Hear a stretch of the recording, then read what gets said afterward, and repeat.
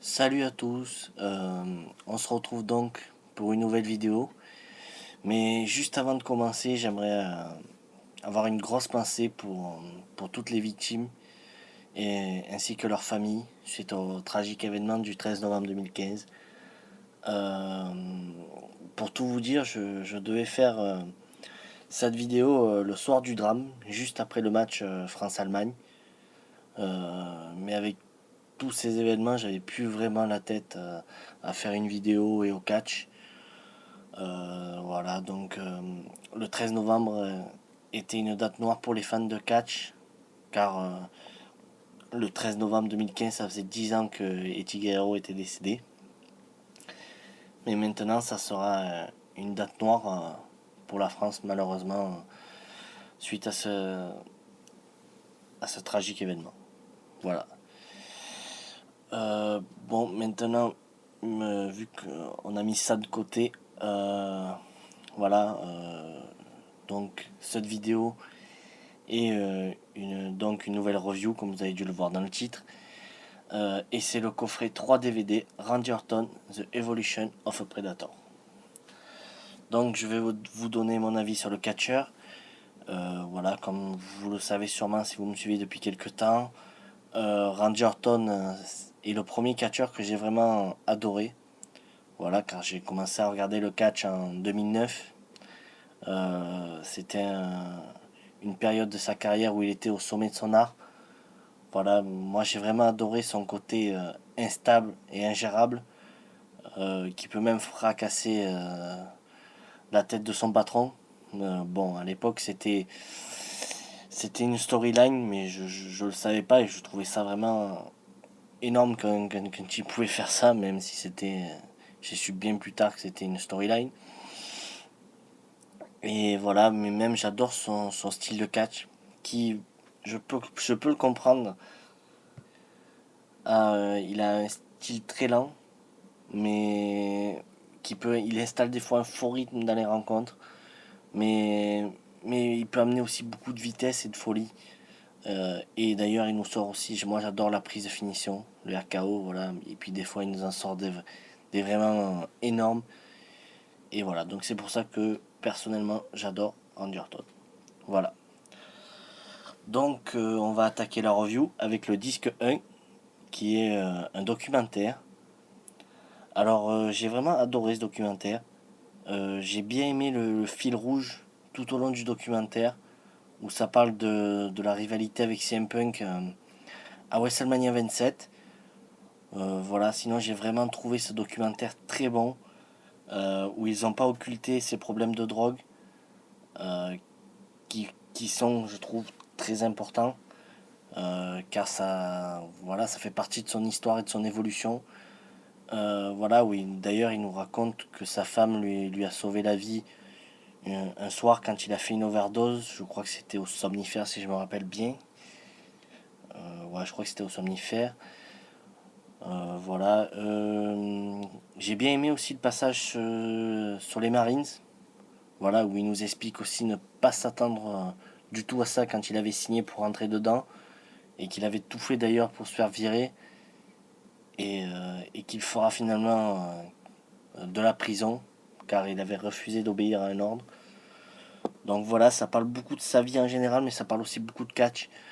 Où justement, il nous explique qu'un jour il est allé voir son père pour lui dire qu'il voulait être catcheur. Et du coup, son père est allé voir quelques anciens amis à la WWE pour le faire rentrer. Voilà, mais on nous explique aussi son évolution dans sa façon de catcher, où il me semble qu'il y avait un de ses anciens entraîneurs qui nous racontait qu'il avait tendance à souvent monter sur la troisième corde et qui lui disait que de laisser ça au luchador, de laisser ça à Rey Mysterio, etc. Donc voilà, moi j'ai vraiment adoré ce documentaire parce que ça parle beaucoup de catch. On apprend aussi des choses sur le catcheur qu'on ignore. Donc voilà, moi j'ai vraiment adoré et j'ai mis la note de 4,5 sur 5 pour le documentaire. On passe ensuite au disque 2. Premier match, Randy Orton contre Slick Robbie D. OVW Christmas KO le 31 janvier 2001. Alors c'est un match à la OVW qui est en fait une succursale de la WWE à l'époque. Voilà, et c'est dans cette fédération que les jeunes catcheurs très prometteurs apprennent le métier. Voilà, après c'est un match plutôt sympa à regarder, même si la caméra est un peu bof, pour dire, voilà, pour dire ça. Mais il y a quand même de très bons moves. Voilà, peut-être un poil court le match car il a duré 7 minutes 27. Mais voilà, c'est pas du tout un match ennuyeux, mais voilà, j'ai bien aimé ce match. Et c'est au final une victoire de Randy Orton, mais pas avec son RKO. Voilà, il ne l'utilisait pas à l'époque, mais c'était avec une full Nelson Slam. Voilà, match sympa à regarder, mais voilà, sûrement un petit peu court et une qualité pas top. Voilà, j'ai mis la note de 2 sur 5 pour ce match. Deuxième match, Randy Orton contre Hardcore Holly, SmackDown, le 25 avril 2002. Alors, on poursuit avec le premier combat télévisé dans le roster principal pour Randy Orton. Match très très court qui a duré 2 minutes 56. Voilà, j'ai quasiment rien à dire sur ce match. Où on voit vraiment pas grand chose. Voilà, et c'est une première victoire de Randy Orton grâce à un petit paquet. Voilà, la seule utilité de ce match, c'est que voilà, c'est le premier match télévisé à la WWE. Donc voilà, c'était aussi quand même un petit peu marquant. Mais sinon, le match en lui-même est pas bon, quoi. J'ai mis la note de 1 sur 5 pour ce match. Ensuite, troisième match, Randy Orton contre Shawn Michaels, Unforgiven, le 21 septembre 2003. Alors, j'ai vraiment trouvé ce match très bon, avec tout d'abord une très bonne durée, 19 minutes 07. Alors certes, il y a beaucoup de controverses dans ce match, et je sais que certains fans de catch n'aiment pas, mais je vais vous expliquer pourquoi moi j'ai vraiment bien aimé ce match. Alors je vais vous raconter. Ça se termine, enfin, voilà, il y a dans le match Shawn Michaels qui fait un tombé, qui remporte le match légalement. Mais Ric Flair, dans le dos de l'arbitre, met la jambe d'Orton sous la corde. Et du coup, l'arbitre se dit qu'il a fait une erreur et annule la décision. Et entre-temps, Ric Flair donne un point américain à Randy Orton, qui l'utilise dans le dos de l'arbitre. Voilà, moi j'ai vraiment trouvé ce match très bon. Tout d'abord parce que dans le match, il y a eu beaucoup d'intensité. Il y avait un très bon rythme et il y avait beaucoup de tension autour du ring. Alors certes, c'était sûrement parce qu'il y avait Ric Flair à l'extérieur. Mais voilà, moi j'ai bien aimé ce match pour la controverse parce que je la trouve vraiment, entre guillemets, intelligente. Car c'est pas une disqualification ou un décompte à l'extérieur tout bidon, quoi. Voilà, je trouve que c'est plutôt bien fait.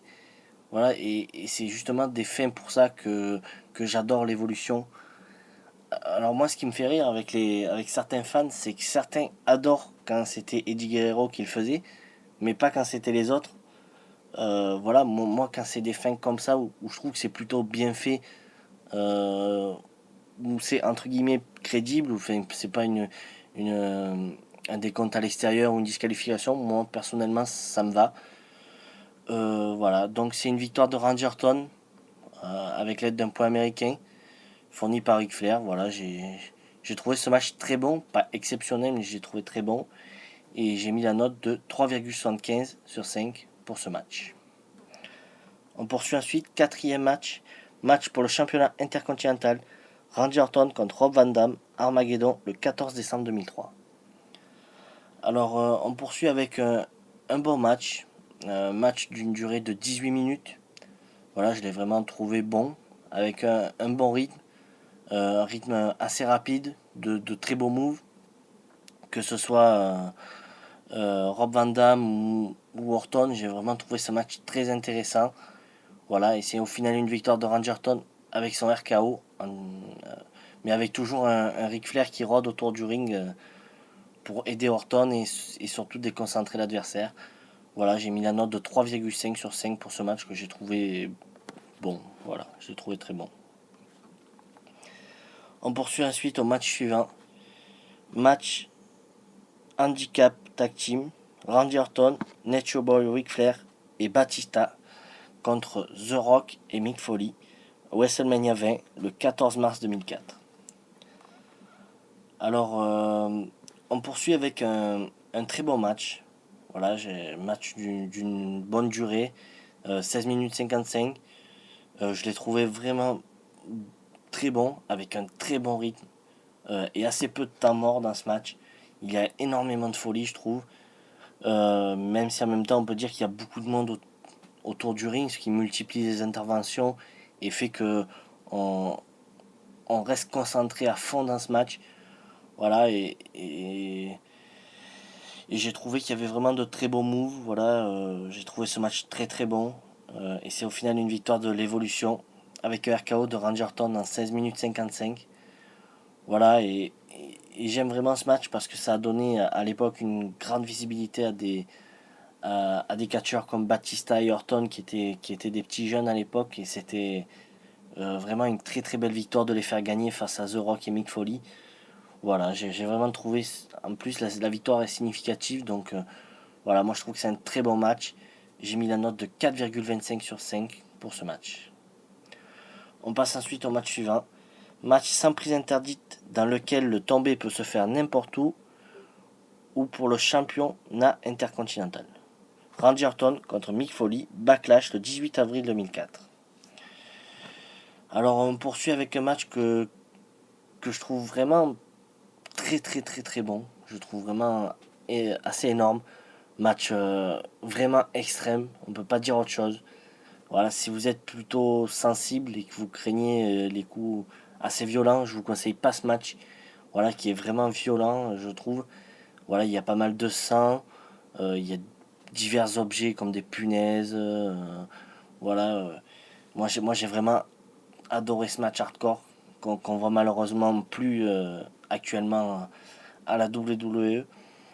Voilà, et c'est au final une victoire de Randy Orton avec un RKO sur une batte entourée de barbelés en 22 minutes 41 qui est vraiment une très très bonne durée, c'est assez conséquent. Voilà, j'ai vraiment trouvé ce match vraiment hardcore et voilà, il y a très peu de technique là-dedans, mais ça reste quand même un match vraiment spectaculaire. Voilà, j'ai mis la note de 4,5 sur 5 pour ce match. On passe ensuite au match suivant, match pour le championnat intercontinental. Randy Orton contre Edge, Vengeance le 11 juillet 2004. Alors, on poursuit avec un très bon match. Match d'une très bonne durée de 26 minutes 34. Voilà, c'est assez conséquent. Voilà, il y a assez de temps pour vraiment que les deux catcheurs puissent nous montrer de très bonnes choses. Voilà, et puis le match, je l'ai vraiment trouvé très bon. Avec beaucoup d'intensité et de tension dans ce match. Voilà, il y a un bon rythme. Et voilà, et c'est au final une victoire de Edge grâce à son spear. Voilà, j'ai vraiment trouvé ce match très bon et très intéressant à regarder. En même temps, Randy Orton contre Edge, voilà, je pense que tout le monde est assez content de voir ce genre d'affiche. Voilà, j'ai mis la note de 4 sur 5 pour ce match. On passe ensuite au dernier match du DVD numéro 2.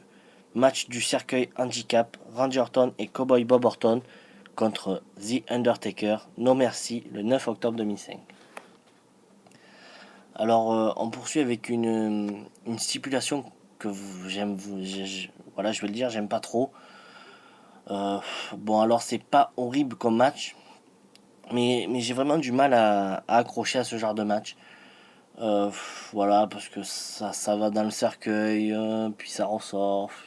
C'est pas le genre de match que franchement j'aime regarder, même si c'est pas une horreur non plus. Mais j'ai trouvé vraiment le temps un petit peu long, parce que le match il a duré 19 minutes 55. Et voilà, moi Je me suis un petit peu aussi ennuyé pendant le match, même s'il y avait des passages très très bons. Voilà. Alors, voilà, je pense qu'il y avait mieux à choisir dans la carrière d'Orton. Voilà, même si je pense qu'il a été pris sûrement pour la fin. Après, bah, bon, bah, c'est une victoire de la famille Orton. Voilà, et à la fin, Randy Orton tape sur le cercueil à coups de hache pour ensuite mettre le feu au cercueil. Voilà, j'aime pas trop ce genre de match. Alors j'ai mis la note de 3 sur 5, mais c'est pas non plus horrible, quoi. C'est pas une horreur à regarder. Voilà. On passe maintenant au DVD numéro 3. Randy Orton contre Kurt Angle, Vengeance, le 25 juin 2006. Alors on commence le troisième DVD avec un très bon match. Voilà, c'est un match pas très rapide, mais avec beaucoup de technique et de prise au sol. Moi perso j'adore ce genre de match. Et on voit d'ailleurs dans ce match Kurt Angle faire 8 German Suplex d'affilée à Randy Orton. Voilà, et ça se termine avec une victoire de Randy Orton en 12 minutes 30, qui est une durée correcte. Après avoir envoyé Kurt Angle dans le coin sans la protection, suivi de son RKO. Voilà, j'ai mis la note de 3,75 pour ce match que j'ai trouvé très bon, avec beaucoup de technique, mais je pense qu'il a manqué un petit peu de temps, et aussi par contre à certains moments un petit peu de vitesse pour que la note soit encore plus élevée. Voilà. Ensuite on passe au match suivant. Legend Killer contre Legend. Randy Orton contre Hulk Hogan. SummerSlam le 20 août 2006. Alors on poursuit avec un match vraiment moyen, voire mauvais. Voilà, j'ai pas vraiment aimé ce match, que j'ai trouvé vraiment beaucoup trop lent. Un Hulk Hogan qui est vraiment bouilli, quoi, à mes yeux. Voilà, il avait 53 ans à l'époque. Et en plus, voilà, c'est ce qui m'énerve avec Hulk Hogan. Voilà, c'était un de ses derniers matchs à la WWE. Randy Orton était un catcheur super prometteur à l'époque, même s'il avait déjà été champion du monde poids lourd. Voilà, et Hulk Hogan, si jamais il aurait eu un match perdu contre Orton, ça aurait rien changé à sa carrière. Et puis voilà, quoi, c'est un petit peu dommage, je trouve. Euh, c'est un petit peu dommage de faire gagner Hulk Hogan et pas faire gagner le jeune catcheur beaucoup plus prometteur, parce que Hulk Hogan c'était la fin. Voilà, alors c'est pas parce que je suis fan d'Orton que je dis ça, ça aurait été. Voilà, par exemple, j'aurais eu à l'époque, si j'aurais regardé à l'époque, la même crise de nerfs que j'ai eu pour Kevin Owens contre Cena quand Cena le fait abandonner. Voilà, c'est le genre de fin qui me plaît pas. Voilà, donc euh, moi je suis pour que les jeunes catcheurs aient des victoires assez significatives, et Hulk Hogan serait resté Hulk Hogan même avec une défaite. Donc voilà, c'est ce qui m'a un petit peu énervé sur le résultat, et en plus le match est vraiment pas terrible pour dire, pour dire ça. Voilà, j'ai mis la note de 2 sur 5 pour ce match que j'ai voilà, vraiment trouvé pas terrible. Alors, match suivant, match de la corde texane, Randy Orton contre Dusty Rhodes, The Great American Bash le 22 juillet 2007. Euh, alors là, on poursuit encore avec un match très moyen, voire on peut le dire même mauvais, voire très mauvais. Voilà, déjà le match est assez court, il a duré 6 minutes 45, et encore je me dis que c'est déjà trop. Voilà, c'est déjà une stipulation que je n'aime pas. On voit rien d'intéressant dans ce match, je trouve. Où on voit souvent Randy Orton aller à l'extérieur et tout. Ouais, j'ai vraiment pas trouvé ce match intéressant. Et voilà, c'est au final une victoire de Randy Orton après avoir mis un coup de cloche sur Dusty Rhodes. Voilà, et à noter que Cody Rhodes, à la fin, après le match, a défendu son père après le match en empêchant Orton de lui faire son punt kick. Voilà, j'ai vraiment pas aimé ce match. J'ai mis la note de 1,5 sur 5 pour ce match. Je trouve qu'entre ce match-là et le match contre Hulk Hogan, il y avait dans la carrière d'Orton bien mieux à choisir. Mais bon, c'est dommage. Mais voilà, j'ai pas compris pourquoi ils ont mis ce match, honnêtement. Voilà. On passe ensuite au match suivant. Match triple menace pour le championnat de la WWE. Randy Orton contre Triple H contre John Cena, WrestleMania 24, le 30 mars 2008. Alors, on poursuit avec un très beau match. Match d'une bonne durée, de 14 minutes 23. Voilà, je l'ai trouvé plutôt bon, avec un très bon rythme, beaucoup d'intensité, beaucoup de tension. En même temps, c'est un match triple menace, donc ce qui fait il y a très peu de temps mort et un rythme vraiment très rapide. Ce qui rend le match vraiment très agréable à regarder. Et, euh, et à la fin, il y a Triple H qui fait son pedigree sur Cena. Cena, Triple H tente le tomber, mais Orton intervient et fait son pun kick sur Triple H et fait le tomber sur Cena et remporte le match. Voilà, j'ai trouvé vraiment ce match très bon et très cool à regarder. Même si j'aurais aimé qu'il dure un peu plus longtemps et ça lui aurait permis d'avoir, je pense, une meilleure note. Voilà. J'ai mis la note de 4 sur 5 pour ce match. Ensuite, match suivant. Match j'abandonne pour le championnat de la WWE. Randy Orton contre John Cena, Breaking Point, le 13 septembre 2009. Alors, on poursuit avec un très bon match. Match d'une durée de 19 minutes 21. Alors, ce n'est pas du très beau catch. Voilà, c'est un match, on va dire, hardcore version PG, quoi. Où on voit Randy Orton vraiment dominer le début de match. Voilà, et après, on le sait tous que de toute façon, un I Quit match avec Cena, Cena se fait dominer pendant très très longtemps et après il revient et il remporte le match. Voilà, il n'y a aucun suspense dans ce genre de match et c'est ce qui s'est passé. Voilà, parce que au final, c'est une victoire de Cena avec son STF où Orton abandonne en quelques secondes. Voilà, c'est même si il y avait des menottes, je crois. Randy Orton avait des menottes à la main et il tenait en gros son propre bras, finissait la prise. Voilà, moi j'aime pas trop ce genre de match déjà à la base. La quit match, je trouve pas ça super intéressant.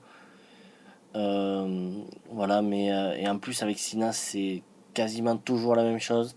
L'adversaire domine, mais à un moment donné Sina, le super héros refuse d'abandonner et remporte le match. Voilà, il y a aucun suspense dans ce match et c'est aussi ce qu'il y a de, de mauvais, voilà, dans ce match. Voilà, j'ai mis la note de 4 sur 5 pour ce match car vraiment trop prévisible. Mais ça reste quand même un très bon match et quand même agréable à regarder. Voilà. On passe ensuite au match suivant. Match Hell in a Cell pour le championnat de la WWE. Randy Orton contre Sheamus, Hell in a Cell, le 3 octobre 2010. Alors, on poursuit avec un très bon match. Match d'une très bonne durée, de 23 minutes 10. Voilà, je l'ai vraiment trouvé très bon, avec beaucoup de brutalité, que ce soit de Sheamus ou de Randy Orton. Voilà, j'ai vraiment trouvé ce match très très agréable à regarder. Voilà, il y a de très bons spots dans ce match. Et c'est au final une victoire de Randy Orton grâce à un RKO sur l'escalier.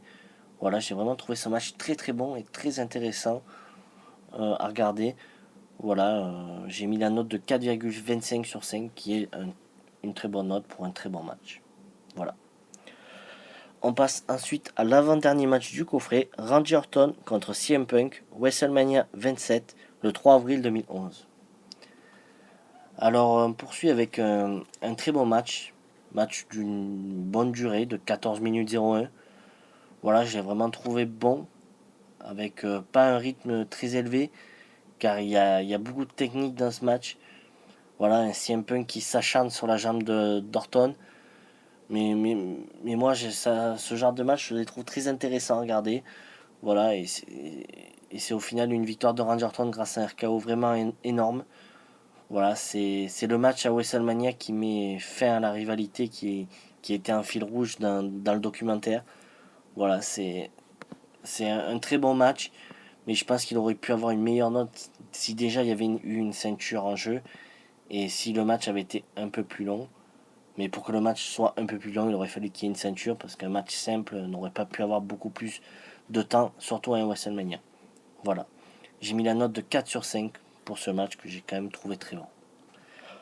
On passe ensuite au dernier match du coffret. Match pour le championnat du monde poids lourd. Randy Orton contre Christian. SmackDown le 6 mai 2011.